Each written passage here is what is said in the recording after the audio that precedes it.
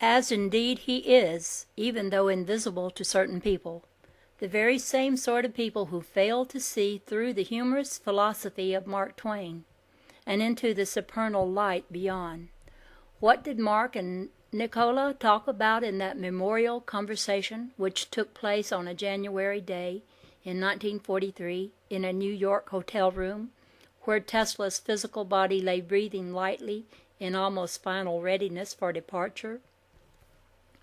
Mark and Nicola were old friends, companions of ancient days in starry space.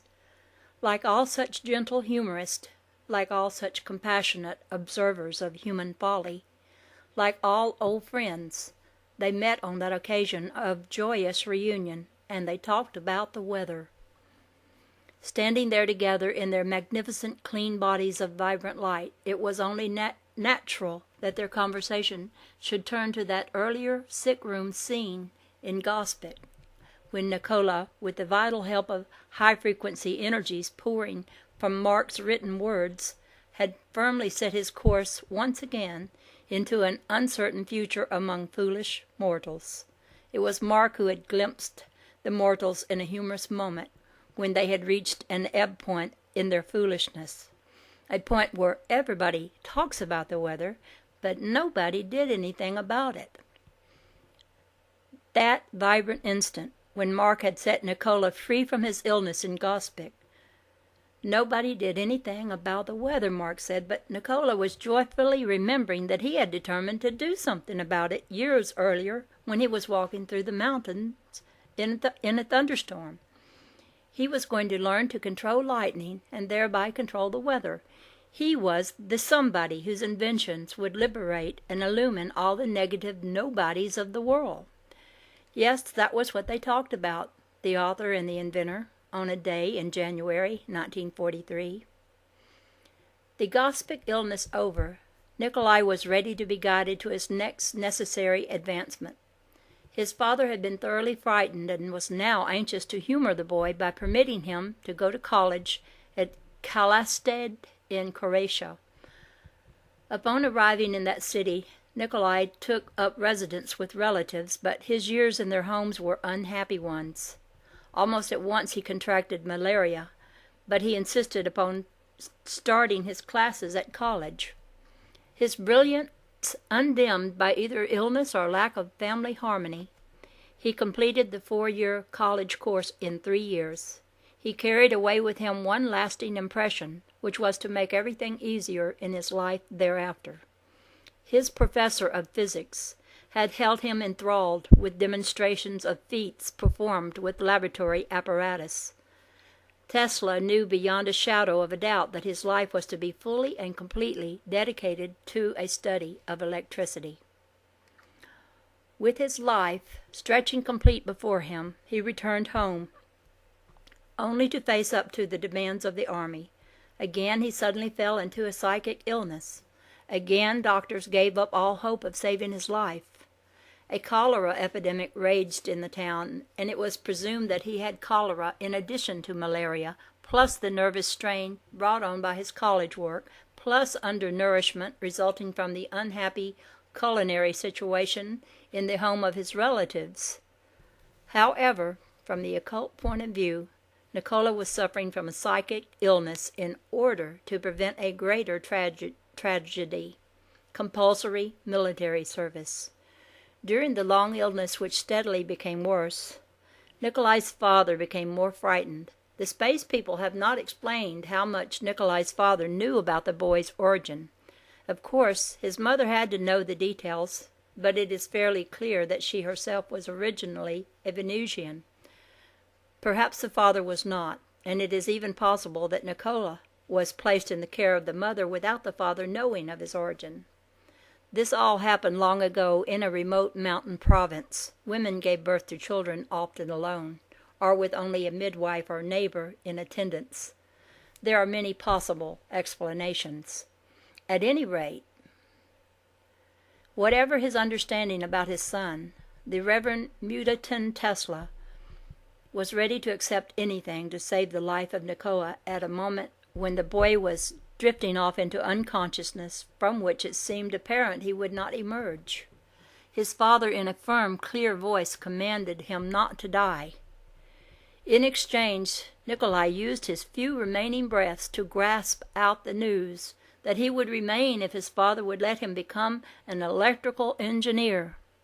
The bargain was struck on the instant, and within a matter of seconds vital energy began pouring through the tired body. In a few days Nikolai was up and about, and life was glorious once more. The shadow of death had hovered close and then withdrawn. The shadow of the army loomed directly ahead, but Nikola's father had given his promise. Nikola was to be an electrical engineer, and the army was to be minus one recruit. It was then that Nikola's father realized that his son needed at least a year's vacation in the mountains in order to regain not only his health but his freedom. Hurriedly, Nikolai was provided with a hunting outfit, some books and papers, and he was gone before anyone in Gospic knew he had risen from his deathbed. In 1873, Nikolai went to Graz to study electrical engineering. He knew that the forces of destiny were shaping him for a great purpose, and during his first year at Graz, he did more than twice the amount of work required, passing all examination with the highest marks that could be awarded. He hoped in this way to express his appreciation to his parents for saving him from army service and for permitting him to study electrical engineering. But because they feared he was again undermining his health, they did not receive the news of his high marks with joy. During the second year, he limited his study to physics, mathematics, and mechanics in order to placate his parents.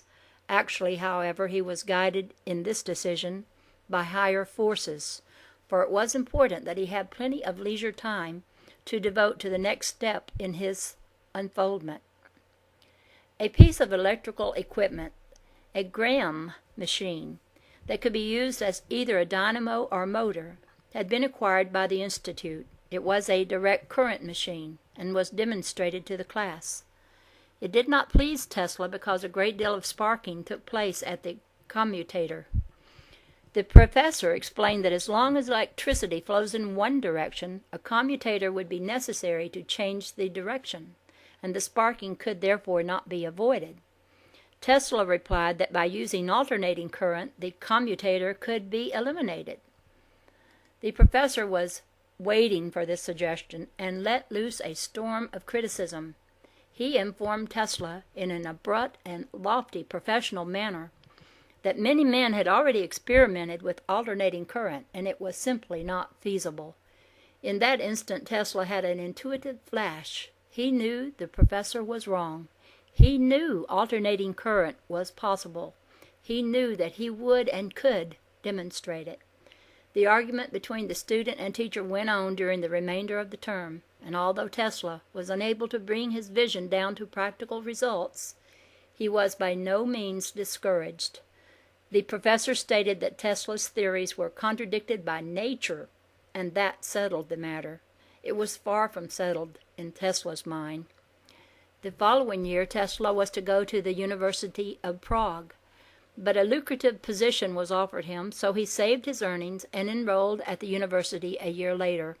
He extended his studies in physics and mathematics, but the vision of alternating current remained ever before him. In his heart he knew that he would make the great discovery that would elevate the infant science of electricity to the maturity of a great power. Just after his graduation from the University of Prague, his father died, and then Tesla set about to become self-supporting. The telephone invented by Alexander Graham Bell was making its advent in Europe at this time, and in 1881 he was placed in charge of the new telephone exchange in Budapest. While there, he developed an amplifier, which led to the present amplifiers on radio sets. He never patented the device, however, as his sole interest was still the problem of alternating current. At this time, he underwent another severe psychic illness, during which his sense organs were affected by acute sensitivity.